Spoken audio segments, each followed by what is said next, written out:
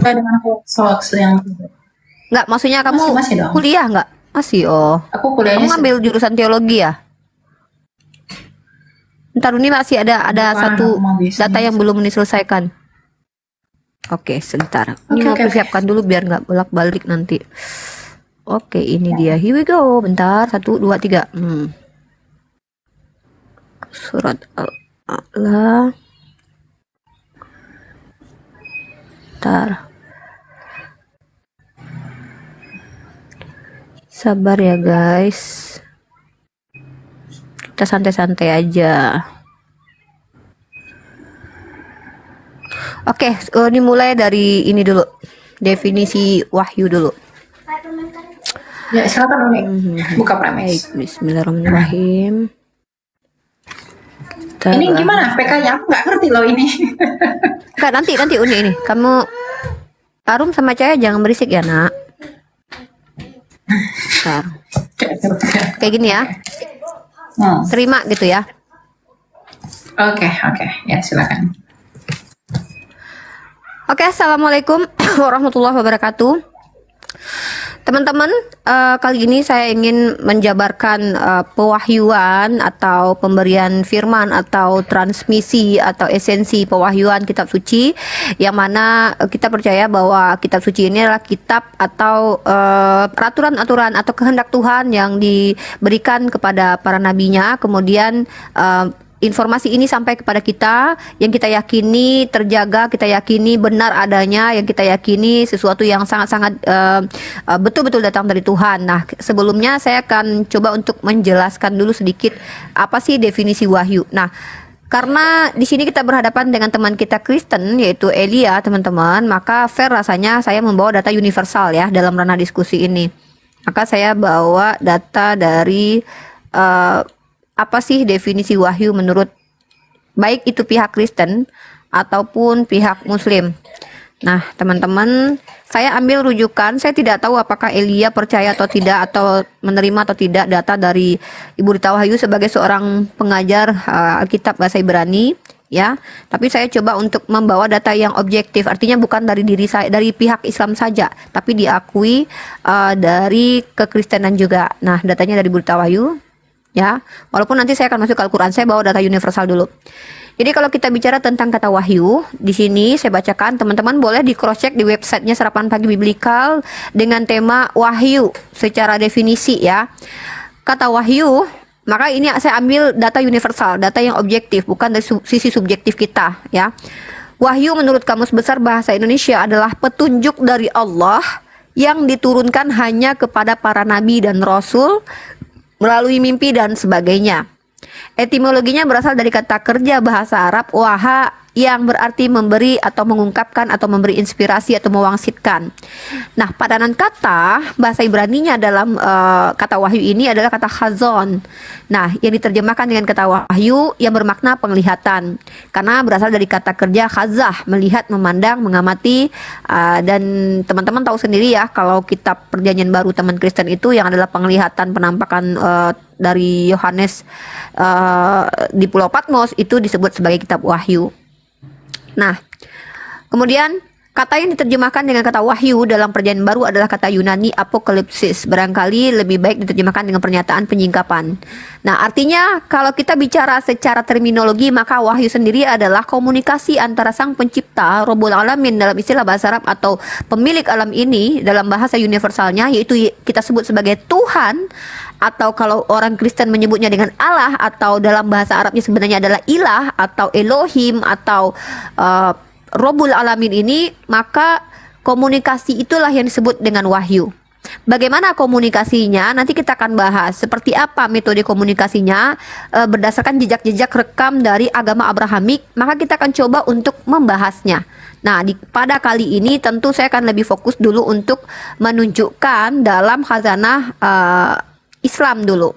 Maka saya akan merujuk langsung permintaan Elia terkait Nabi Ibrahim alaihi salam. Nah, dalam surah Al-Baqarah ayat keempat, dan mereka yang beriman kepada kitab Al-Quran yang telah diturunkan kepadamu dan kitab-kitab yang telah diturunkan sebelummu, serta mereka yakin akan adanya kehidupan akhirat. Artinya di sini Allah menegaskan bahwasanya sebelum Al-Quran itu hadir ke dunia, Allah telah dahulu memberikan wahyu kepada nabi-nabi sebelumnya. Dan di dalam literatur Islam kita percaya bahwa salah satunya nabi yang kita percayai adalah Nabi Ibrahim alaihissalam. Nah, kalau kita rujuk ke dalam surah Al-A'la ayat ke-18, sesungguhnya ini terdapat dalam kitab-kitab yang dahulu, yaitu kitab-kitab Ibrahim wa Musa. Mungkin teman-teman kalau baca surah Al-A'la terakhir itu, dalam itu dikatakan suhuf. Kalau dalam makna suhuf, suhuf ini adalah lembaran, teman-teman. Suhuf yang berupa lembaran ini bukan bermaksud seperti yang hanya lembaran-lembaran kertas, karena sebelum kertas itu ada, kata suhuf sudah ada. Ya, jadi kita berbicara tentang suhuf yang maksudnya adalah lembaran keputusan-keputusan Tuhan, kehendak-kehendak Tuhan. Nah, itu adalah suhuf. Nah, jadi Nabi Ibrahim itu dan Nabi Musa memiliki suhuf, lembaran-lembaran aturan-aturan atau ketentuan-ketentuan dari Allah. Itu kepercayaan umat Islam. Makanya kita mempercayai bahwa Nabi Ibrahim alaihissalam, Nabi Daud alaihissalam, Nabi Musa alaihissalam, dan Nabi Isa alaihissalam adalah orang-orang yang dipilih Tuhan untuk menyampaikan firman Tuhan, untuk mengajarkan umat dan kaumnya apa yang Tuhan kehendaki. Bagaimana metodenya? Metode pewahyuan sendiri ulama telah mendefinisikannya. Ya, oke. Terima kasih, waktu saya sudah habis, dan saya akan serahkan kepada Elia untuk menjelaskan. Ini gimana? Nanti kita akan merah sendiri, terus nanti kita ulang match. Nanti Elia gunakan waktu. Nah, habis kan? Habis itu Elia. Ini apa ini tanding ulang gitu? Tanding ulang. Oke. Terima kasih ya. Kita lanjut tanding ulang. Silakan Elia. Oke, shalom teman-teman, selamat malam ya. Terima kasih juga buat Uni udah mau diskusi dengan saya malam hari ini. Jadi tema kita pada malam hari ini itu adalah esensi pewahyuan Abrahamik. Nah, esensi itu sendiri kan artinya adalah hakikat atau inti. Kenapa wahyu itu diberikan? Jadi kalau tadi Uni memberikan definisi wahyu, ya itu adalah wahyu secara umum, betul, kita tidak menolak itu. Tapi yang paling penting adalah sebelum wahyu itu tadi kan Uni memberikan pemaparan bahwa wahyu itu seperti lembaran-lembaran aturan-aturan. Tentu sebelum adanya aturan-aturan di dalam lembar-lembaran ada yang disebut dengan wahyu lisan. Dan apa yang terdapat dalam wahyu lisan itu, itulah yang akan kita ikat di dalam topik kita pada malam hari ini. Nah, esensi dari pewahyuan kepada Abraham itu adalah masalah janji. Misalnya kalau kita lihat dari dalam Kejadian, di dalam Taurat ya, Kejadian 15 ayat 18 dikatakan, pada hari itulah Tuhan mengadakan perjanjian dengan Abram serta berfirman, kepada keturunanmu lah kuberikan negeri ini, mulai dari sungai Mesir sampai ke sungai yang besar itu, sungai Efrat. Jadi kekristenan itu adalah sebuah iman, kepercayaan yang memang diberikan atau ada untuk menghayati betapa janji Allahnya Abraham, Ishak dan Yakub itu digenapi di dalam. Maka iman kekristenan itu selalu konsisten untuk mempertahankan posisinya sebagai iman yang menerima janji atas Abraham. Nah, jadi esensi dari pewahyuan dalam iman kekristenan itu secara khusus adalah mengenai janji. Kalau di dalam Taurat, kalau kita lihat di dalam kitab para nabi, Allahnya Abraham, Ishak dan Yakub yang disebut sebagai Allah yang sejati itu menurunkan dan akan menjanjikan Mesias sebagaimana yang dikatakan atau dijanjikan kepada Adam dan Hawa, bahwa keturunannya akan meremukkan kepalamu dan engkau akan meremukkan tumitnya. Dan itu digenapi oleh Kristus Yesus Tuhan. Artinya finalitas pewahyuan setelah Kristus menurut Lukas 16 ayat 16 bahwa hukum Taurat dan nubuatan kitab para nabi itu selesai sampai tampilnya Yohanes Pembaptis. Dan sejak saat itu kerajaan Allah yang datang dari Sang Injil itu sendiri diberitakan bagi dunia. Maka hukum Taurat dan nubuatan kitab para nabi itu sudah selesai di masa Kristus. Artinya setelah Kristus tidak boleh ada lagi yang mengklaim dirinya sebagai suatu sentralitas janji yang diberikan kepada mereka. Karena janji itu sudah datang, Kristus sudah memegang tiga jabatan yang membuat dia atau disebut sebagai Mesias. Yesus disebut sebagai Mesias dalam pengertian dia adalah raja dari keturunan Daud, dia adalah imam dari jalur Melkisedek, dan dia adalah nabi sebagaimana yang dijanjikan kepada Musa. Jadi esensi pewahyuan agama Abrahamik dari kitab Tauratnya adalah kitab yang paling tua untuk menyatakan siapa itu Abraham adalah keselamatan dan keturunan yang gilang gemilang. Makanya Kristus mengatakan dalam Wahyu 22 ayat 16 bahwa akulah Kristus, aku Yesus, anak Daud, tunas Daud, bintang timur yang gilang gemilang. Maka janji Bapa, janji Allah surgawi di perjanjian lama itu selesai di dalam Kristus Yesus yang adalah tunas Daud. Kalau kita lihat di dalam Matius, Yesus menyebut dirinya sebagai apa? Silsilah Kristus, anak Abraham, anak Daud, dan anak Adam. Jadi setelah Kristus, pewahyuan itu sudah selesai. Maka Kristus menutupnya di dalam Matius 28 ayat 19 bahwa karena itu pergilah, jadikanlah semua bangsa muridku dan baptislah mereka dalam nama Bapa, Putra, dan Roh Kudus. Ayat 20 dikatakan, dan ajarlah mereka melakukan segala sesuatu yang kuperintahkan kepadamu. Jadi setelah Kristus, pewahyuan itu tidak ada lagi. Kenapa? Karena esensi pewahyuan itu sudah genap, sudah terpenuhi. Karena di dalam Kejadian menurut Taurat 15 ayat 18 itu adalah perjanjian mengenai keturunannya yang akan menjadi Mesias. Saya tidak tahu apakah dalam iman Uni mengenal konsep mesianik seperti yang dipaparkan oleh Taurat mengenai keturunan Mesias yang akan datang dari keturunan Sarah. Makanya dia disebut sebagai Allahnya Abraham, Ishak, dan Yakub. Tetapi dalam iman kekristenan, janji itu telah selesai, keselamatan itu telah dinyatakan, karena itulah pokok utama dari pemberitaan Injil dan Kitab Suci. Oke, terima kasih. Oke, Silahkan. waktunya sudah habis. Nanti kita, waktunya habis. Oke, ada 3 poin yang saya catat sebelum saya menanggapi, sebelum waktunya dijalankan. Tadi Elia menjelaskan esensi tentang pewahyuan dalam perspektif Kristen. Kemudian ada keterkaitan antara keselamatan dan berkaitan juga dengan keturunan dan janji. Mungkin dari saya 3 hal itu yang ingin saya tanggapi. Walaupun ini sepertinya jauh dari apa yang saya harapkan, yaitu transmisi kitab suci sendiri ya. Bagaimana proses perjalanan wahyu itu. Tapi nanti saya harap kita punya waktu untuk menjabarkan perjalanan panjang kitab suci itu. Karena saya sebenarnya tidak mau menyentuh ranah ayat-ayat yang akan ditafsir oleh kita berdua. Saya lebih cenderung ke bagaimana teknis kitab suci itu bisa diterima secara ilmiah dari ring 1 sampai ke kita, baru nanti masuk ke dalam ayat-ayat pembuktiannya. Begitu. Tapi tidak apa-apa, karena ada 3 poin yang memang saya perlu untuk tanggapi ke Elianya sendiri, yaitu pertama tentang esensi wahyu yang dijelaskan oleh Elia. Tapi kalau saya nanti tadi ada prolog yang ingin disanggah atau ditanggapi, silahkan ya. Silahkan dicatat sendiri sama Elia. Uni lanjut saja, kita flow it, let it flow aja. Jadi Uni mau berargumen apapun silakan. Ya, saya coba menanggapi dulu ya. Oke, silakan. Tadi ada penjelasan esensi pewahyuan menurut Elia itu adalah berkaitan dengan janji. Sebagai seorang yang juga membaca kitab sucinya teman-teman Kristen, saya akui memang di situ tertulis bagaimana Tuhan berjanji kepada Abraham.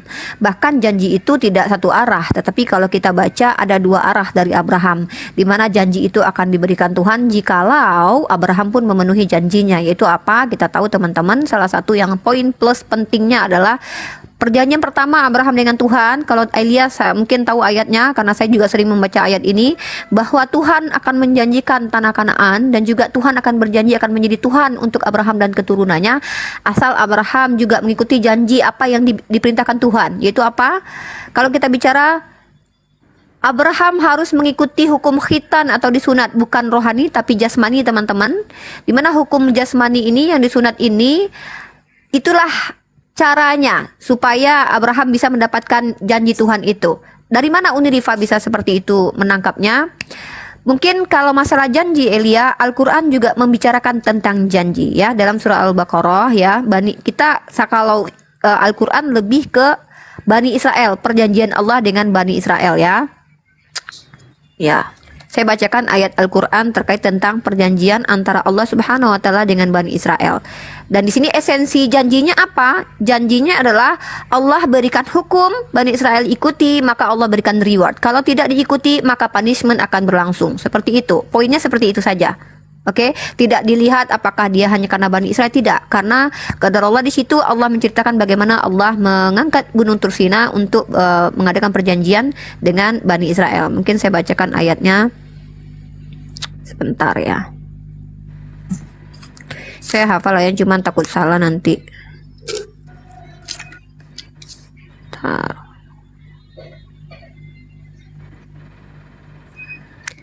Sabar ya, nih. Sebelumnya saya bacakan dulu surah Al-Baqarah yang sangat jelas membicarakan tentang Bani Israel. A'udzubillahi minasyaitonirrajim. Bismillahirrahmanirrahim. Ya Bani Israil, azkuru ni'mati allati an'amtu 'alaikum wa aufu bi ahdi ufi bi ahdikum wa iyaya farhabun. Di sini Allah tegaskan kepada Bani Israel, diingatkan kepada kita. Pernah Allah berfirman kepada Bani Israel, wahai Bani Israel, ingatlah nikmatku yang telah aku berikan kepadamu dan penuhilah janjimu kepadaku. Niscaya aku penuhi janjiku kepadamu. Ini saya kunci di sini. Artinya secara esensial janji yang adalah wahyu Tuhan kepada umat pilihannya melalui perantaraan nabinya. Kita di sini bicara tentang Abraham yang adalah nenek moyang Bani Israel. Maka di sini Tuhannya umat Islam juga menegaskan bahwa Bani Israel ini diberikan janji, tetapi dengan catatan mereka juga harus penuhi janjinya kepada Allah. Nah, ternyata saudaraku Elia Unirifa yang juga mengkaji Bible juga membaca nas yang sama juga dapat ditemukan dalam kitab sucinya saudara Elia. Kalau kita lihat teman-teman ya, saya sedikit bicara tentang janji ini. Allahu Akbar. Handphone saya jatuh sebentar. Ya, coba dibuka di 1 Raja-Raja pasal kedua nomor 3 sampai 4 Elia. Kalau kita bicara tentang janji Tuhan ya. Mungkin saya bacakan saja teman-teman ya. Lakukanlah kewajibanmu dengan setia terhadap Tuhan Allahmu dengan hidup menurut jalan yang ditunjukkannya dan dengan tetap mengikuti segala ketetapan, perintah, peraturan dan ketentuannya seperti yang ditulis dalam hukum Musa. Ini merujuk pada kitab Torah pastinya. Supaya engkau beruntung dalam segala yang kau lakukan dan dalam segala yang kau tuju, dan supaya Tuhan menepati janji yang diucapkannya tentang aku, yakni jika anak-anakmu laki-laki tetap hidup di hadapanku dengan setia, dengan segenap hati dan dengan segenap jiwa, maka keturunanmu takkan terputus dari tahta kerajaan Israel. Artinya janji ini Tuhan buat dua arah, baik iman Kristiani Yahudi, begitu juga dengan iman Islam menyepakati seperti itu sesuai dengan nas atau dalil yang tertulis. Kecuali nanti Elia punya interpretasi terkait tentang 1 Raja-Raja pasal kedua ayat 3 sampai 4 ini. Mungkin Elia akan menjelaskan konteksnya nanti, silakan ditanggapi. Kemudian saya lanjutkan. Lalu dalam Al-Qur'an ketika Allah katakan, apakah orang-orang yang diberikan janji Tuhan itu karena dia adalah keturunan Abraham atau Israel? No. Karena Allah Subhanahu wa taala itu memberkati orang yang benar bukan karena keturunannya Bani Israel. Memberkati seseorang bukan karena dia keturunan atau nasab. Karena kalau memang seperti itu, konsekuensi logiknya ini Tuhan rasis. Naudzubillah ya, saya tidak percaya ada Tuhan yang rasis, karena kita semua adalah ciptaan Tuhan. Bahkan Kristen sendiri percaya bukti bahwa Tuhan itu tidak rasis. Mereka yang bukan Bani Israel akhirnya ditebus dari hukum Torah yang mereka tidak pernah pegang. Itu narasi saya.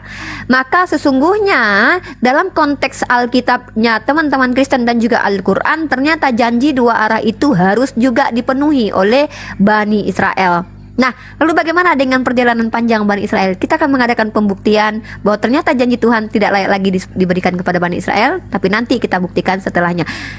Satu poin saja yang bisa saya tanggapi dari Elia karena terlalu singkat waktu saya tentang janji Tuhan. Mungkin Elia mau menanggapi saya, boleh, atau lebih mengelaborasi tentang janji itu. Silakan.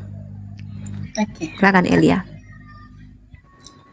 Baik, sebuah argumentasi yang cukup baik ya, tapi sebenarnya begini, kalau kita berbicara tentang esensi pewahyuan itu artinya adalah apa sebenarnya inti, hakikat dari yang diwahyukan. Kalau kita misalnya melihat di dalam Kejadian 17 ya, dikatakan begini oleh Abraham, sekiranya Ismail hidup di hadapanmu. Tetapi Allah berfirman, bukan demikian, melainkan Sarah, istrimu itulah yang akan melahirkan anak laki-laki bagimu. Engkau akan menamai dia Ishak atau Yitzka. Dan aku akan menetapkan perjanjianku dengan dia menjadi perjanjian yang kekal untuk keturunannya. Keturunan siapa? Ishak. Jadi yang berhak mewarisi janji itu hanyalah keturunan Ishak. Keturunan Ishak saja. Makanya Allah itu menyebut dirinya Allahnya Abraham, Ishak, dan Yakub. Tadi kalau kemudian Uni membawa kepada pengertian di dalam Raja-Raja, 1 Raja-Raja, itu 1 Raja-Raja itu mengatur moral. tidak ada kaitannya dengan yang terdahulu. Yang terdahulu adalah janji yang akan diberikan bahwa ini perjanjian yang kekal aku berikan kepadamu, bahwa keturunanmu akan kuberkati. Dan Mesias akan turun daripada dia. Keturunan siapa? Ishak saja. Tidak ada keturunan yang lain. Oleh karena itu, Allah memberikan tanda dari perjanjian itu, yaitu sunat. Maka sunat itu adalah tanda simbol bahwa janji itu diberikan kepada Abraham. Jadi kalau tadi menggunakan raja-raja untuk mengkonfirmasi bahwa janji ini juga diberikan kepada yang lain, itu tidak. Karena keselamatan itu hanya diberikan bagi bangsa Israel yang kemudian ketika itu digenapi, Kristus menyebarkan itu ke seluruh dunia dengan mandat dan amanat agung Matius 28 ayat 19. Jadi saya pikir tidak relevan kalau kita menggunakan satu raja-raja untuk seakan-akan memberikan peluang bagi kita bahwa kita pun di luar dari keturunan Ishak pun akan mewarisi janji itu. Ya.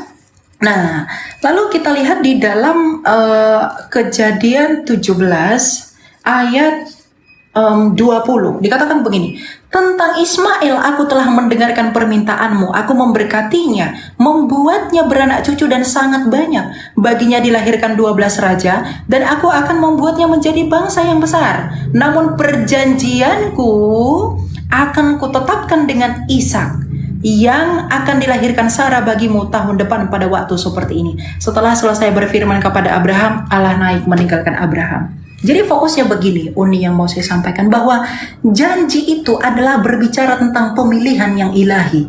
Dia memilih siapa? Dia memilih Ishak sebagai keturunan dari Sarah. Dan di dalam dialah dia berikan tanda perjanjian itu, yaitu sunat, untuk mendatangkan keselamatan bagi yang lain. Pertanyaan saya, kepercayaan lain di luar daripada yang mengacu kepada Kristus, yang mengaku dari Abrahamik, apakah mereka bagian dari keturunan Ishak? Itu yang pertama. Kemudian yang kedua, kalau Uni tadi mengatakan bahwa di dalam keimanan kami juga mewakili janji ini.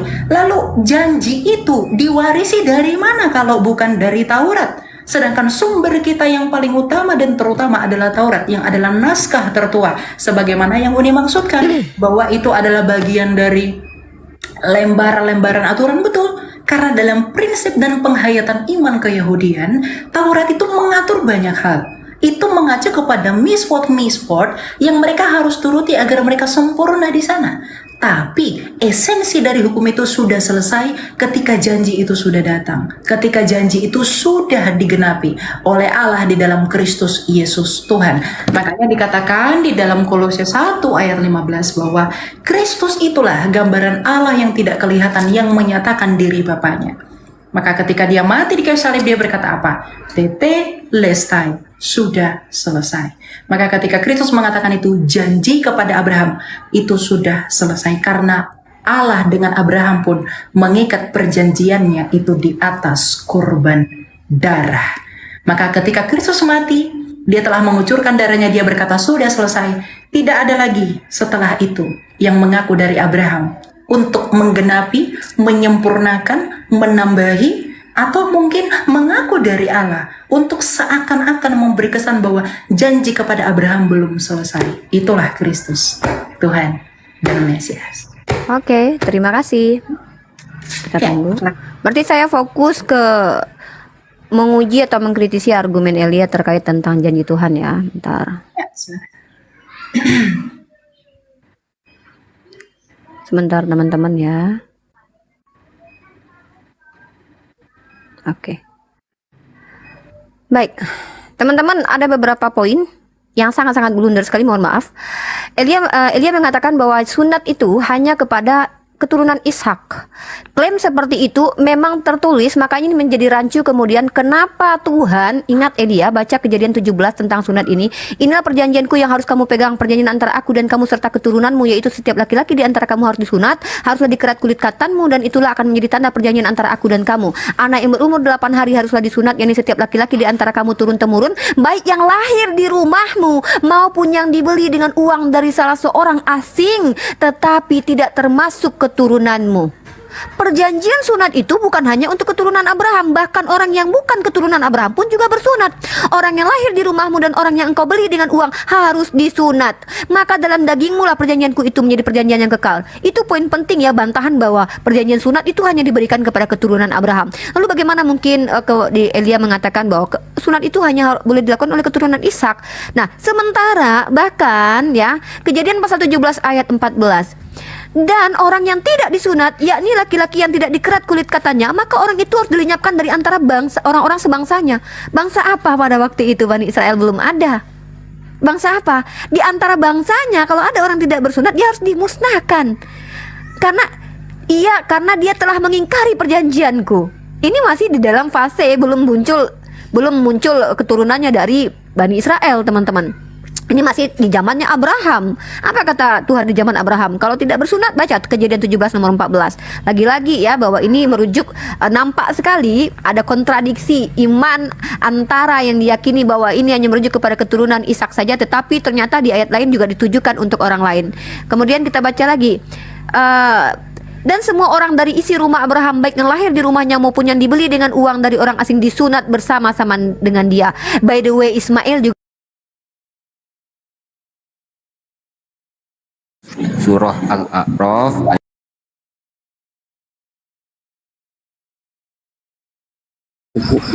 Ya, artinya perantara ya, jembatan. Dengan yang pengorbanan hewan itu Bang, sama juga berarti kan. Penebusan dosanya berarti tidak menjadi sebuah menghapuskan masalah. Karena tetap ada yang harus dilakukan, amalan itu tetap dijalankan kan gitu. Dan ada niat diri orang tersebut untuk terus berbuat baik. Jadi ini namanya kan bertobat, memahami ada kesalahan dan harus dia berusaha untuk tidak berbuat salah. Memahami hukum dan aturan itu kan harus jadi. Nah, kalau hewan itu begini Bang, itu tidak bersifat kekal Bangku. Makanya kan diceritakan di situ Bang, di perjanjian lama di imamat itu. Berbuat salah lagi dia, potong lagi hewan dia Bang. Jadi oke, potong hewan. Nah, sampai dia tidak berbuat salah lagi, potong lagi hewan. Itu tidak bersifat kekal. Makanya semua nabi-nabi abangku, semua orang-orang di perjanjian lama, mereka nggak langsung masuk ke Firdaus abangku. Mereka masuk ke Hades namanya. Hades itu alam maut. Nah, kok bisa mereka ke Firdaus? Nah, ketika Yesus mati 3 hari, Yesus turun ke alam maut Bang. Yesus yang melepaskan mereka dari Tuhan Yesus yang melepaskan mereka dari Hades. Makanya Nabi Ibrahim akhirnya mereka beroleh hidup di Firdaus sambil menunggu penghakiman. Begitu Bang. Jadi darah hewan tadi tidak bersifat kekal. Herman Raswin di mute Bang Herman Raswin mengganggu. Silakan mute. Begitu kali Bang, kalau banyak saya penjelasan nggak masuk mati Bang, mungkin pendek-pendek aja kali. Siapa suruh nyebut siapa yang ngomong? Kalau panjang nggak. Bang Herman Raswin kalau nggak bicara di mute dulu Bang, supaya jangan ganggu yang sedang bicara Bang. Masuk suara anak-anaknya Bang. Bukan dari sini, dari anak-anak sini. Siapa tuh? Orang Ramli ya? Oh.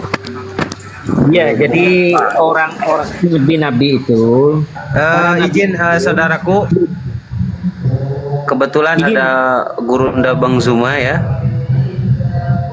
loh.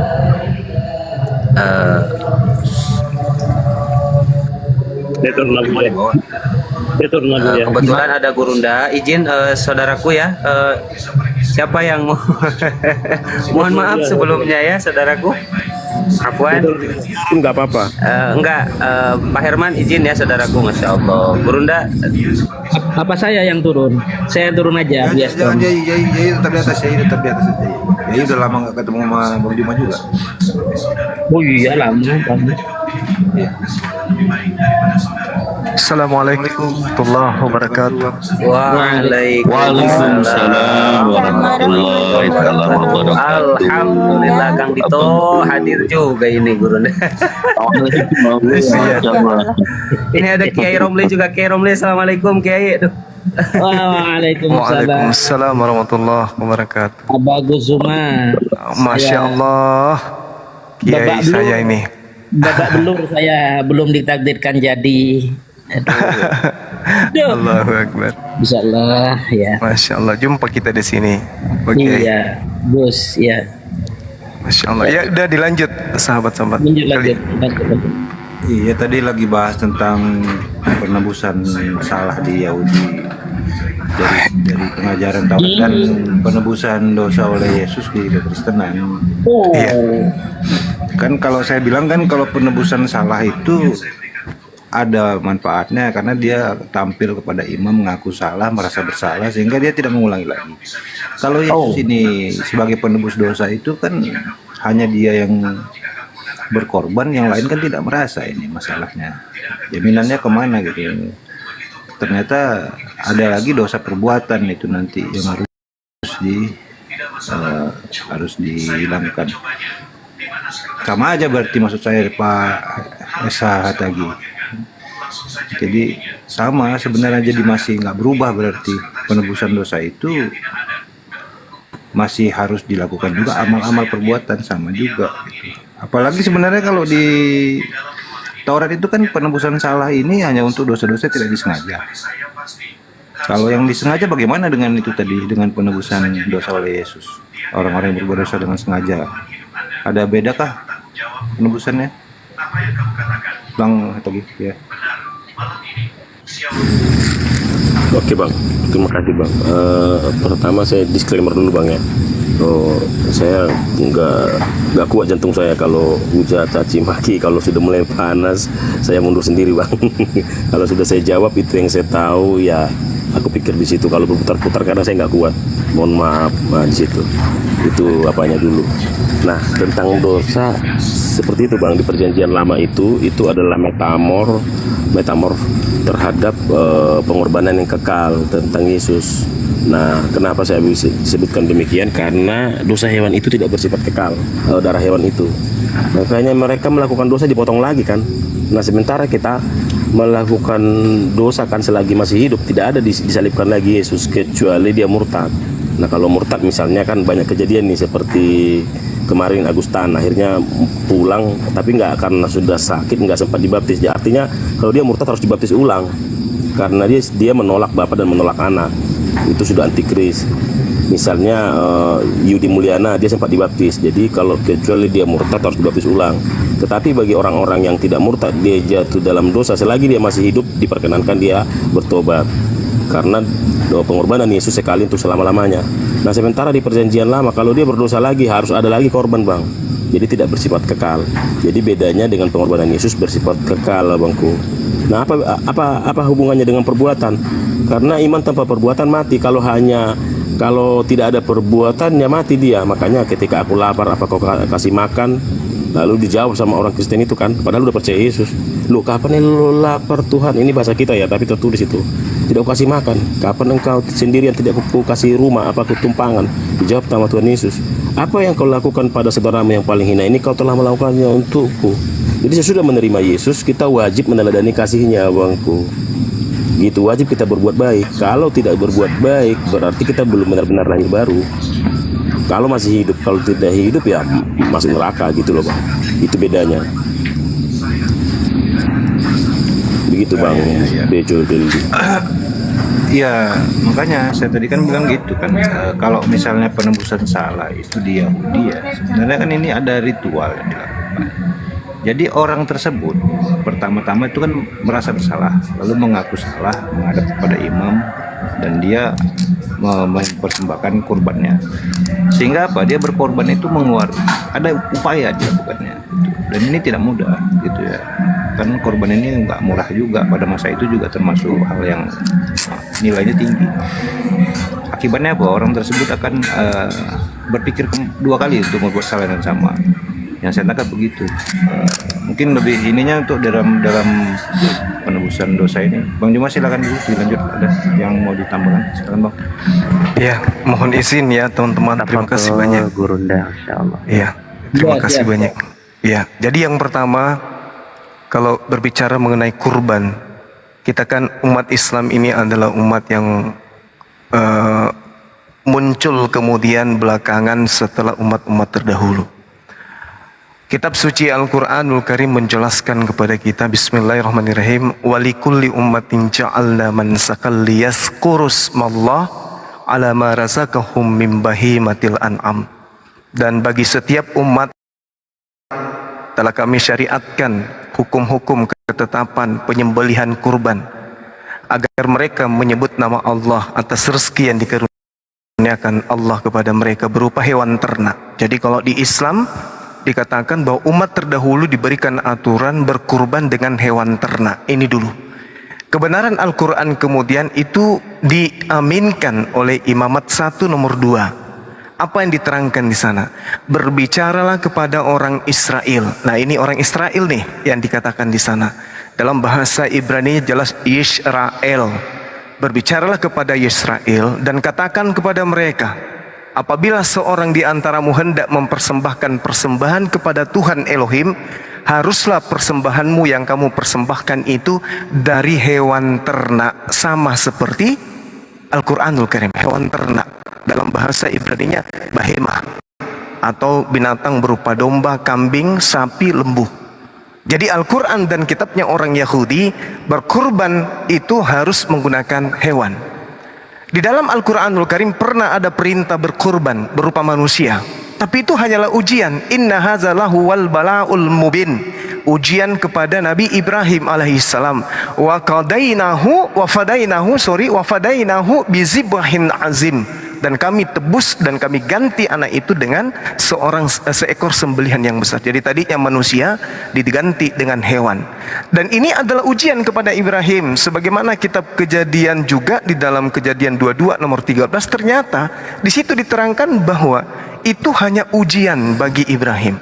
Lalu Abraham menoleh dan melihat seekor domba jantan di belakangnya yang tanduknya tersangkut pada belukar. Abraham kemudian mengorbankan korban ini. Nah, di dalam Kejadian nomor 1 ini diterangkan pula oleh Tuhan yang difirmankan di dalam kitab ini bahwa Nabi Ibrahim itu diuji. Setelah semuanya itu Allah menguji Abraham. Nah, itu jelas. Di Al-Quran juga dikatakan bahwa Abraham hanya diuji. Inna hadza lahuwal bala'ul mubin. Nah, yang jadi masalah kemudian bala'ul mubin, yang jadi masalah kemudian adalah ajaran saudara-saudara kita Kristen. Kita hargai ini. Di Kristen kurbannya adalah manusia. Nah, ini yang ingin kita cari akarnya. Dari mana persembahan manusia demi untuk menebus dosa? Sedangkan kitabnya orang Yahudi, Imamat 1 nomor 2 harus dengan sapi, domba, kambing, lembu. Bahkan Yesus di dalam Matius 8 nomor 4, pergilah kamu, perlihatkanlah dirimu kepada imam dan persembahkanlah persembahan kurban yang diperintahkan oleh Nabi Musa. Kalau persembahan Nabi Musa pasti hewan. Yesus memerintahkan dengan hewan. Nah, ingin kita cari akarnya, dari mana saudara Kristen mempersembahkan manusia sebagai tebus dosa. Silakan.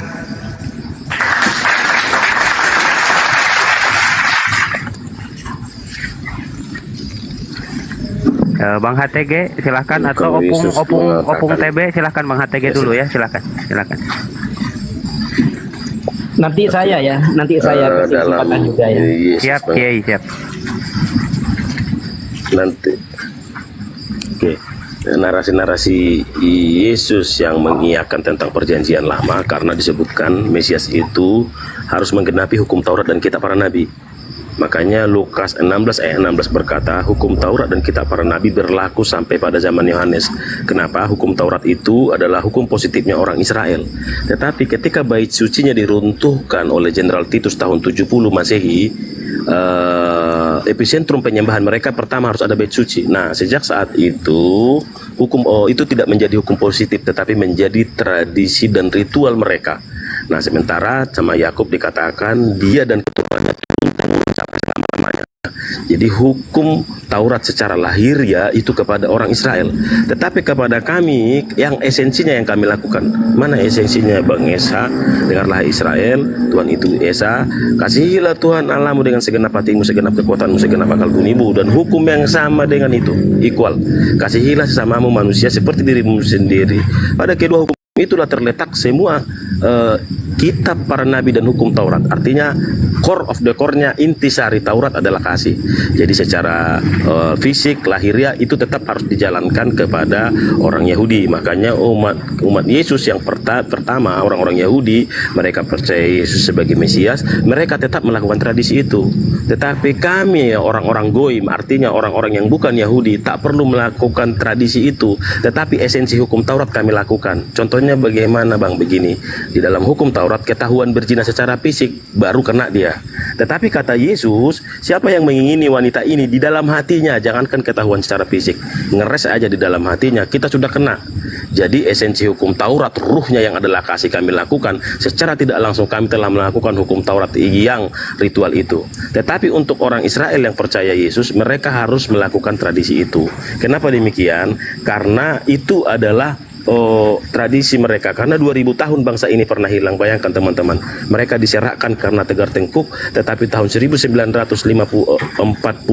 mereka berkumpul kembali. Kenapa? Karena ada tradisi itu yang menyatukan mereka. Sampai hari ini mereka melakukan tradisi itu. Tetapi bukan sebagai hukum positif lagi. Kalau sebagai hukum positif, tentu LGBT sudah dirajam mereka sampai sekarang. LGBT banyak di Israel. Tetapi itu sebagai tradisi mereka. Tetapi esensinya buat orang-orang yang bukan Israel, kami melakukan hukum kasih. Begitu Bangku. Ya, silakan yang lain. Silakan, mungkin ada dari guru kita yang lain, silakan. Kiai Romli, sebelum ke Gunda Bang Zuma, silahkan Kiai. Ya, terima kasih. Bang Zuma kok berubah suaranya ya? Ini benaran Bang Zuma ya? Aku sering ikutin loh Bang Zuma. Saya sendiri Bang, saya sendiri Bang. Tegas. Abang sakit atau pakai mic dulu, pakai mixer? Iya. Kelelahan. Oh, aku pikir suaranya berubah, benaran. Iya, gue cuma kelelahan. Jadi begini. Oke Bang, siap Bang. Cepat sehat Saya Bang. berbicara konsep udhiyah atau udhiyat atau pengorbanan ini dikaitkan dengan konsep mukaffaratu dzunub, penebusan dosa, ya. Dalam perspektif yang lain, begini ya. Di dalam apa? Ya mohon izin Gus Zuma kalau saya salah di. Iya, silakan. Siap. YSGL 18 nomor 20 ini selaras equal dengan ulangan 24 nomor 16 atau Yeremia 31 nomor 29 sampai 30 atau 2 Tawarikh 25 nomor 4 atau Matius 16 nomor 27 atau 1 Korintus 3 nomor 8 atau ayat 8 itu enggak masalah. Ada bahwa orang menanggung terhadap dosanya sendiri. Saya baca teksnya aja. Orang yang berbuat dosa itu yang harus mati. Anak tidak akan turut menanggung kesalahan ayahnya dan ayah tidak akan turut menanggung kesalahan anaknya.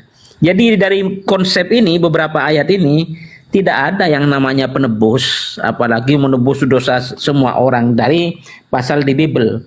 Bahkan di dalam apa? Kalau di dalam Islam lain sangat murah, sangat pemurah ya. Di dalam kitab apa saya foto, enggak usah ya. Di dalam kitab Ghayatul Amani fi Manaqib wa Karamat Ashabu Syekh Sayyidi Ahmad Tijani, karangan ahli hadis zaman kini yaitu Sayyid Muhammad As-Sayyid At-Tijani dari Maroko dari Mesir di halaman 98 begini. Wa min mukaffaratudz dzunub aidan subhanallah walhamdulillah wala ilaha illallah allahu akbar la haula wala quwwata illa billah bil amalima wa adada ma'alim wa zinata ma'alim.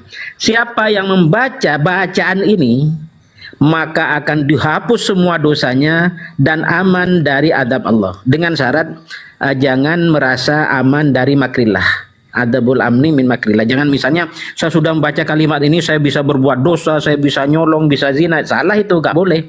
Bahkan ini yang asik malam Jumat sekarang kan,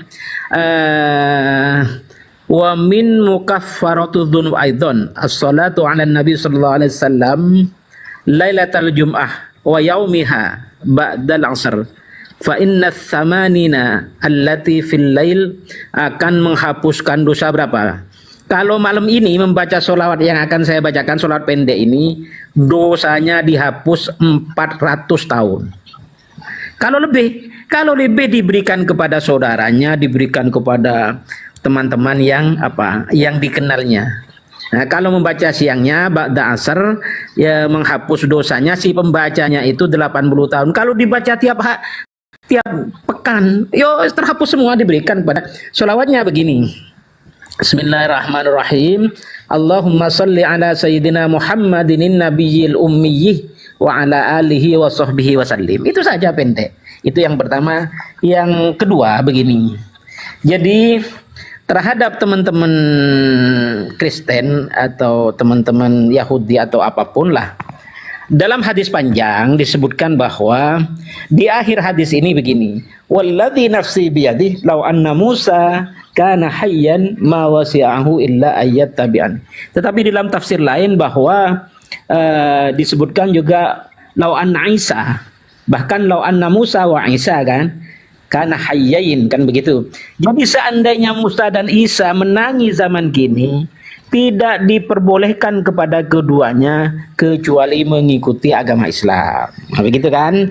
Jadi clear ya.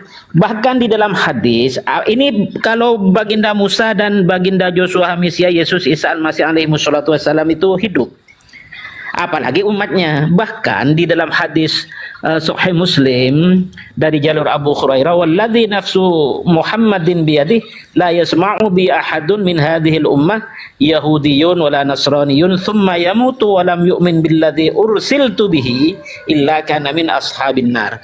Jadi siapapun umat yang menangi zaman kini, apakah Yahudi, Nasrani atau umat yang lain, kalau tidak beriman kepada Islam, begitulah ya tempatnya di neraka. Terakhir di dalam tentang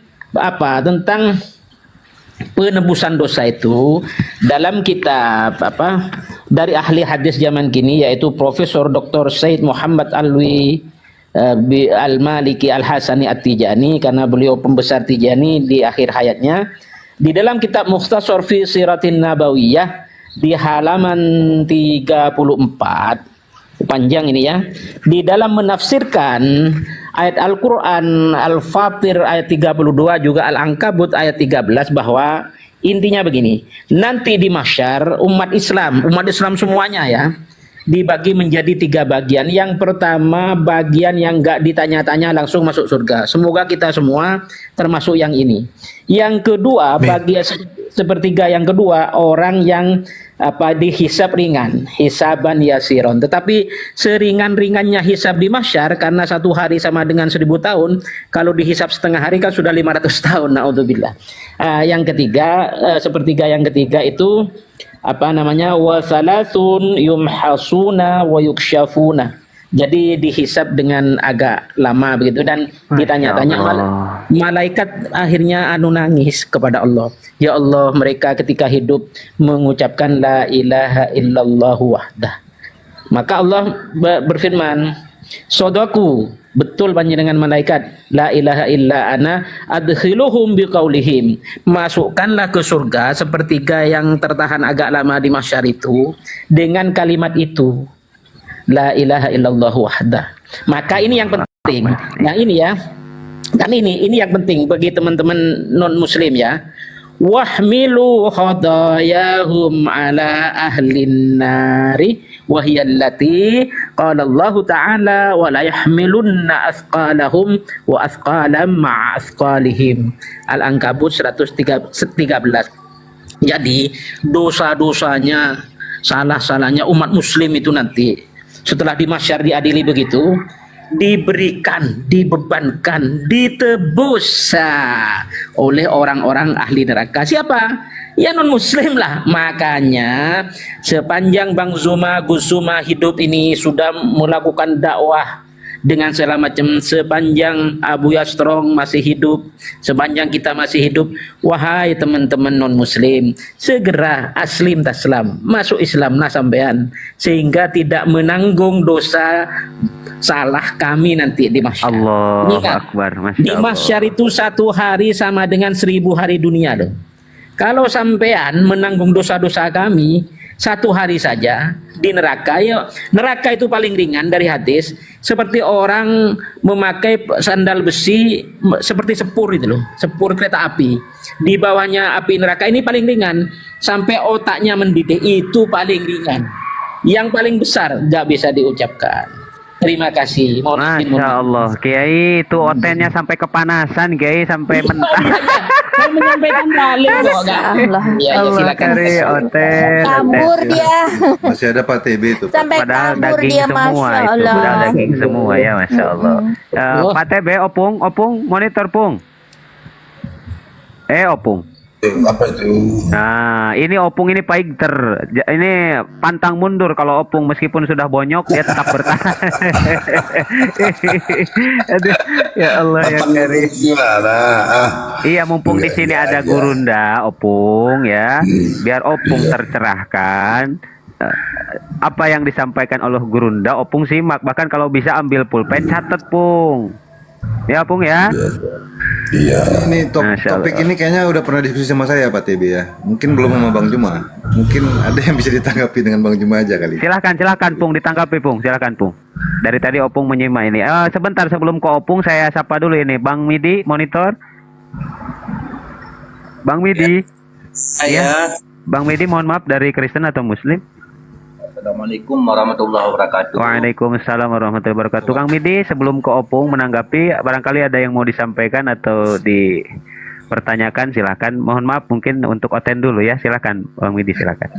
Sudah dititip lama aja buat Bang Zuma ya. Masya Allah, Gurunda tuh. Iya bang. Wah Bang, Gurunda sehat. Sehat, alhamdulillah. Nanti Dede, Abang host nanti Dede juga mau bertanya. Ada Dede yang nggak paham gitu. Ada yang nggak paham di Siap, Al-Quran tadi. Derati, siap. Nanti dulu ya, Oten dulu ya, Derati ya. Terima kasih Kang Midi ya, sehat selalu saudaraku. Assalamualaikum. Yo, waalaikumsalam warahmatullahi wabarakatuh. Silakan Opung, silakan Pung, ditanggapi Pung. Iya, apa mau ku bilang dosa waris ini judulnya ini. Dosa itu konsekuensi pelanggaran daripada penciptaan manusia pertama. Nah, itu diterapkan di Kejadian 1:26. Terus ada dosa perbuatan. Tetapi kalau berbicara tentang dosa waris, saya tidak begitu sepaham dengan dosa waris ini. Karena memang kenyataannya ketika terjadi pelanggaran, manusia akan mati hanya itu saja. Dan berdasarkan kedatangan Yesus Kristus maka mempersatukan kita dengan Tuhan yang selama seketika pelanggaran itu menjauh. Dan kedatangan Yesus Kristus menurut kami yang sudah menjalin hubungan baik dan mempersatukan dengan Bapa, Yesus dan Roh Kudus dengan orang-orang Kristen yang setia atau pengikut Kristus. Kalau tentang dosa waris itu memang konsekuensi dari pelanggaran dari pertama, dan dosa itu menurut saya ada dua, yaitu satu dosa yang memang dari awal pelanggaran itu sudah ada. Terus yang dosa perbuatan itu yang bisa dosa perbuatan, rasa kita semua tahu, tidak perlu panjang lebar menjelaskan tentang dosa perbuatan. Nah, terus keselamatan bagi kami, kedatangan Yesus itu mempersatukan kami dengan Sang Maha Pencipta di dalam Roh dan Yesus Kristus. Itu yang bisa kita jelaskan tentang dosa Bang Buya. Sedikit ya. Gurunda, tafadhol Gurunda. Iya. Jadi kalau berbicara mengenai dosa, perbuatan baik, kasih, dan apapun yang terkait dengan keyakinan orang-orang terdahulu, maka yang menjadi acuan kita itu adalah pengajaran para nabi kepada Bani Israel. Ini yang harus menjadi acuan. Masya Allah. Jadi kalau berbicara mengenai konsep tentang dosa dan apapun itu, maka pola yang harus kita gunakan adalah pola para nabi yang diajarkan kemudian kepada Bani Israel. Dijelaskan di dalam kitabnya orang Yahudi, salah satunya dikatakan bahwasanya malah ia mengajar manusia sesuai dengan mengganjar manusia sesuai dengan perbuatannya dan membuat setiap orang mengalami sesuai dengan kelakuannya. Jadi setiap manusia berdasarkan pengajaran para nabi Bani Israel itu akan diupah berdasarkan perbuatan masing-masing. Yang mendamaikan dirinya dengan Tuhannya adalah dirinya sendiri, tidak menggunakan orang lain untuk sebagai pendamai kepada Tuhan. Dan daripadamu juga kasih setia ya Tuhan, sebab Engkau membalas setiap manusia menurut perbuatannya masing-masing. Ayub 34 nomor 11, Mazmur 62 nomor 12. Nah kemudian ketika kita melihat aspek yang ada yang muncul kemudian di ajaran Islam, demikian juga adanya bahwa semua manusia akan mempertanggungjawabkan kemudian perbuatannya masing-masing. Itu udah pasti tuh. Manusia akan dihakimi berdasarkan dengan perbuatan ketika manusia itu hidup di atas muka bumi ini. Dan ini juga diterangkan dalam kitab Yahudi, Yeremia 17 nomor 10. Aku Tuhan yang menyelidiki hati dan menguji batin untuk memberi balasan kepada setiap manusia setimpal dengan tingkah lakunya, setimpal dengan hasil perbuatannya. Nah kalau kemudian muncul agama Kristen, nah ini yang berbeda. Kelihatan aneh ketika Kristen ini muncul. Kenapa kelihatan aneh? Seperti yang saudara kita jelaskan barusan, bahwa ada yang mendamaikan. Seperti dalam 1 Yohanes 2 nomor 1, Yesus dianggap sebagai pendamai dosa. Anak-anakku, janganlah engkau berbuat dosa, namun apabila engkau berbuat dosa, ada Yesus sebagai pendamai dosa kita. Bahkan bukan hanya dosa kita, tetapi dosa dunia. Ini aneh gitu loh. Kenapa aneh? Karena di kitabnya orang Yahudi diterangkan di Yehezkiel nomor 18 bab 18, di situ diterangkan kemudian orang yang berbuat dosa itulah yang harus menanggung dosa itu dengan maut. Anak tidak akan turut menanggung kesalahan ayahnya, demikian juga ayah. Nah, bahkan di data nomor 21-nya diterangkan, tetapi jikalau orang fasik, orang berdosa ini kemudian bertobat dari segala dosa yang dilakukannya dan berpegang kemudian kepada ketetapan-ketetapanku serta melakukan keadilan dan kebenaran, ia pasti hidup, ia tidak akan mati. Segala dosanya yang diperbuatnya tidak akan diingat-ingat lagi terhadap dia. Dia akan hidup karena kebenaran yang dilakukannya.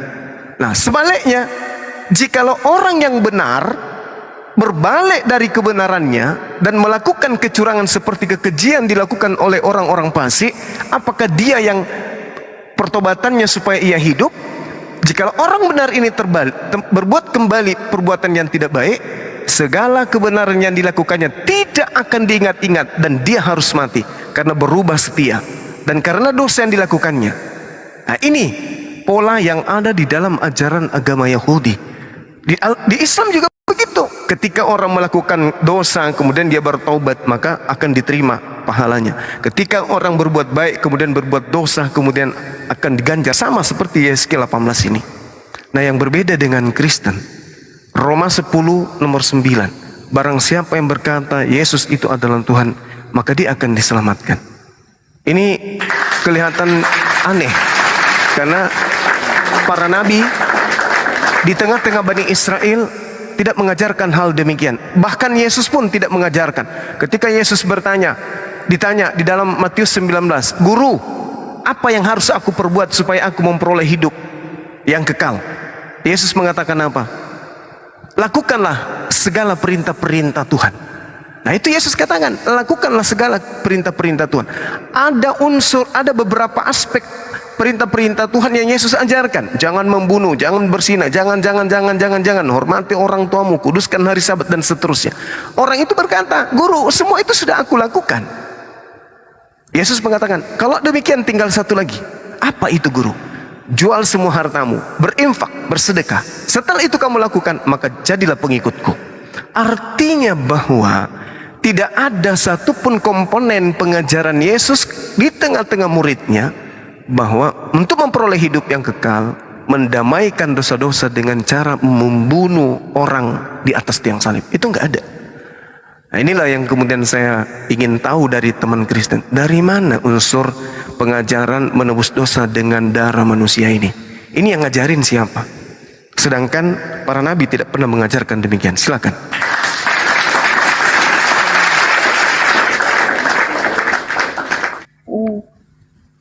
Pung, silahkan Pung. Opung, TB. Wah, Opung ini gimana kadang-kadang memang Opung dan TB-nya tertidur, saya menekankan dari Kuzuma tadi berdasarkan dalil-dalil Al-Quran dan hadis. Boleh nggak? Kiai izin Kiai tanpa mengurangi rasa hormat Kiai. Mungkin ini Opung ini kadang-kadang kalau terlalu lama Opung ini suka merajuk Kiai. Ini udah tua tapi Opung Saya tidak lama, tapi Opung dulu setelah Opung saya. Nah, Opung paling dulu ya. 2 menit. Iya benar-benar Kiai. Silakan Pung, nanti lupa lagi apa yang disampaikan oleh Guru. Oh ya udah ya. Kiai Romli silakan Kiai ya. Tadi saya dengan Gusuma sudah saya menggarisbawahi tentang hidup kekal, ya kan? Dalam perspektif Islam itu memang ada dalilnya. Salah satunya Al-Quran surat Ali Imran 169, ya kan? Bismillahirrahmanirrahim. Wala tahsabannalladzina qutilu fi sabilillah amwata bal ahya'un 'inda rabbihim yurzaqun. Janganlah panjenengan semua mengira bahwa orang-orang yang syahid gugur di jalan Allah itu wafat.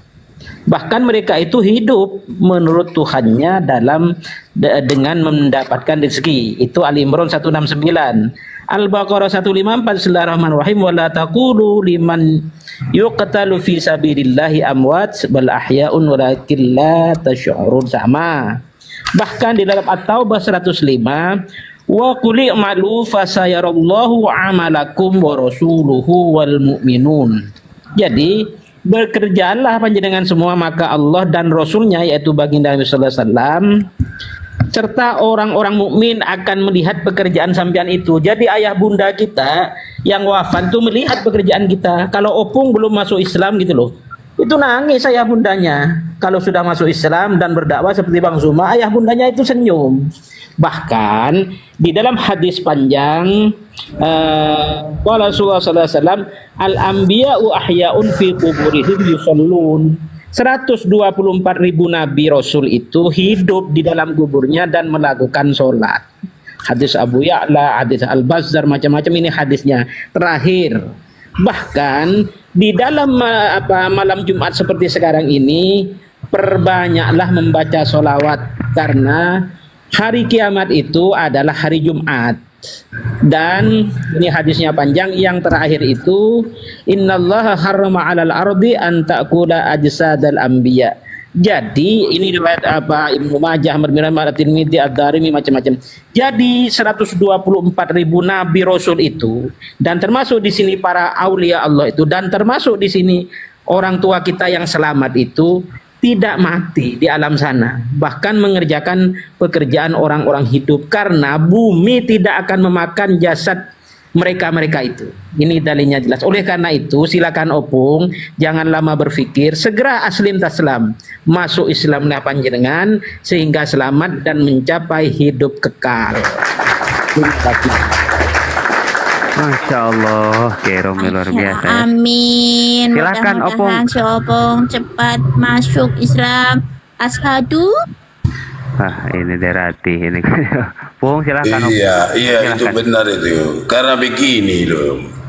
Ini sebenarnya sudah indah dunia ini dibuat. Jadi tidak usah kita kotori lagi dengan perbuatan-perbuatan yang saling menyalahkan yang satu dengan yang lain. Ketika seluruhnya umat Islam, kalau seluruh umat manusia ini menjadi masuk jadi Muslim, lantas kebenaran di dalam Al-Quran ini mau kemana disendingkan untuk meneliti kebenarannya? Justru karena ada agama Kristen, ada agama lain, sehingga kebenaran itu bisa menjadi tolak ukur kepada kebenaran daripada agama-agama yang lain. Nah itulah dulu dari saya sedikit. Ya udah. Jadi kalau seandainya agama Kristen semua dunia ini maka akan terjadi dulu seperti kepemimpinan Paulus, bahwa Katolik di seluruh Eropa Katolik. Ketika pimpinan Katolik itu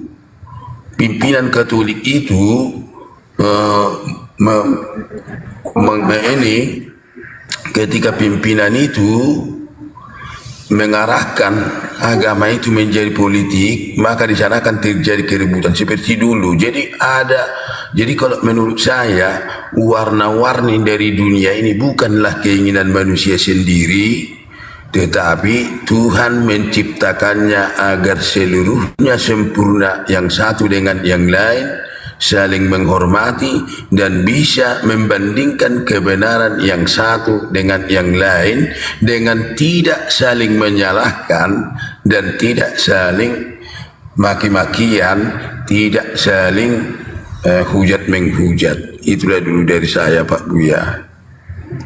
Siap Opung, Masya Allah. Sebelum ke Gurunda, saya sapa dulu Bang Gasken, monitor Bang Gasken. Bang Gasken, Wah, 1, 2, 3. Mohon maaf ya Bang Gasken, tidak ada monitor, jauh dari perangkat mungkin. Bang Sedlek, Assalamualaikum Bang Sedlek. Waalaikumsalam warahmatullahi wabarakatuh. Kang Juma, Assalamualaikum Kang Juma. Udah lama kita. Waalaikumsalam warahmatullahi wabarakatuh. Abangku kemana aja? Lanjut. Ada aja.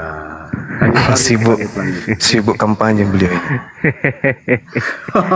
Enggak, aku selalu ikutin Kang Juma. Gimana ini? Thank you. Lanjut Kang, lanjut. Menarik, lanjut. Iya, apa yang mau dilanjut? Kayaknya opung kita ini udah mengiyakan tadi, berarti aman sudah. Nggak, masalahnya gini, tadi kan perbandingan itu ya kan. Tapi nggak dijabarkan dari pemahamannya Pak TB gitu, yang mengenai dosa tadi itu kebenarannya di mana Pak TB gitu, maksudnya itulah yang kita bahas supaya nampak itu perbandingannya. Iya kan, udah mau seperti apapun ku jelaskan nanti kan tidak ada gunanya. Seperti apa pun cuma jelaskan nanti kalau dengan saya tak ada gunanya. Jadi yang enak kita, bagaimana kalau seluruh dunia ini jadi muslim? Di mana kita mau buat perbandingan kebenaran yang kita pilih itu? Begini justru karena ada yang lain, makanya ada perbandingan. Jadi tidak ada yang salah di dalam perbedaan ini. Semuanya ini ada pertarungan Tuhan sama kita. Jadi kita nggak usah saling hujat, tidak usah saling menyalahkan, dan jangan saling maki-makian lah. Ya kan, kalau berdiskusi kita ya sekedar tahu, bisalah. Karena bagaimanapun saya jelaskan nanti itu mengenai dosa waris pun, mengenai kekristenan pun nggak ada gunanya kurasa. Apalagi kalau kayak Bang Juma ini kan udah pakar kan, ini udah Pak Kiai lagi. Awak ini orang awam nih ya. Begini Opung. Iya gimana? Begini Opung. Oke, tadi kan Opung membahas tentang masalah politik antara Katolik dengan iya itu pasti terjadi lah. Iya. Oke, gini sebentar. Gimana coba? Sebentar. Ini kan lagi berarti kita Opung mau membelokkan kepada topik daripada perceraian antara Katolik dengan Protestan kalau seperti itu. Masalahnya kompleks, bukan hanya masalah politik ya. Yang saya baca di dalam buku ya di sejarah Kristen ya. Ini saya punya referensinya di sejarah Kristen nih. Bahkan bukan ustadz yang karangannya, bukan ustadz, itu karangannya orang Kristen sendiri gitu loh ya. Tapi itu kan dilihat dari sudut pandangnya yang sangat kompleks gitu loh. Jadi kalau Pak TB yang notabene Protestan itu mengkritisi tentang masalah kebijakan dari Paus, dari orang-orang Katolik, itu akan blunder sendiri gitu loh. Karena apa? Ajaran Protestan itu berakar daripada Katolik. Tidak akan ada Kristen ya. Tidak akan ada Protestan kalau dimulai dari Katolik. Kenapa? Martin Luther sendiri itu kan bekas apa coba? Bekas dari biara Katolik. Itu satu gitu loh. Banyak sebenarnya. Jadi kalau pengurangan kitab aja udah salah, mereka udah membidatkan orang-orang Protestan ketika mengurangi hak kitab dari 73 menjadi 66. Nah di situ justru ya ketika Opung membawakan perpolitikan antara perceraian antara Protestan dan Katolik, blunder bagi Opung sendiri. Mungkin seperti itu kalau pandangan dari saya. Kenapa saya ngomong seperti ini? Karena saya mempunyai referensinya ya dari buku-buku yang saya baca, itu yang jelas bukan dari ustadz, bukan karangan Kanda Juma bukan, ya. Apalagi Abuya nggak pernah gitu loh, ya. Silakan. Oke bang. Kenapa saya bilang begitu? Karena Pak Romli tadi udahlah masuklah Islam, kan begitu. Syahadatlah kata Bu Ratih ini tadi kan. Itu makanya saya jelaskan tentang itu. Dan itu kan sudah kita buktikan. Kita nggak bisa lari dari kenyataan loh. Itu kenyataan.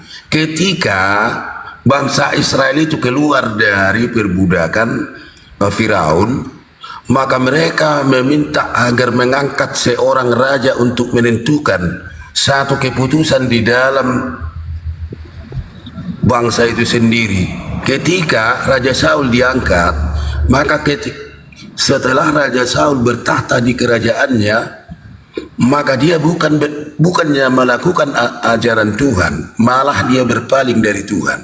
Dan begitu juga nabi-nabi yang lain. Dan sudah kita lihat, begitu juga kalau di suatu mayoritas itu pasti terjadi agama itu dicampur baurkan dengan negara, dengan alasan negara, sehingga terjadi perpecahan. Itu pasti. Maka ketika manusia itu naik di tahtanya, bukan semakin turut kepada Tuhan, tetapi jadi menyimpang daripada ajaran Tuhan. Jadi kalau Tuhan buat berbeda seperti ini, kalau menurut saya itu sudah cukup. Sudah sangat bagus, indah, warna-warni semua kepercayaan itu. Jadi kebenaran yang satu bisa dibandingkan dengan kebenaran yang lain, dengan tidak saling memaki dan tidak saling menghujat. Karena siapapun yang diangkat jadi raja, ketika dia belum jadi raja, dia bersumpah untuk tidak akan taat kepada Tuhannya. Ternyata setelah dia duduk di tahtanya, bukan Tuhannya lagi yang bukan perintah Tuhan yang dilakukannya, justru dia jadi menyimpang daripada ajaran Tuhan. Makanya kalau terjadi perbedaan itu sudah sangat bagus, sampai semuanya itu adalah rencana Sang Maha Kuasa, agar semua kebenaran itu bisa tetap terlihat, bisa dibandingkan dengan kebenaran-kebenaran yang lain. Gitulah dulu Bang sedikit menanggapi. Abu ya, saya kan yang ditanya, boleh menjelaskan 1 menit? Mohon izin. Siap. Abu ya, akhi. Saya kan yang ditanya, boleh menjelaskan 1 menit? Mohon izin. Siap. Abu ya, akhi. Keluar perangkat dulu itu Gurunda. Sebentar Saya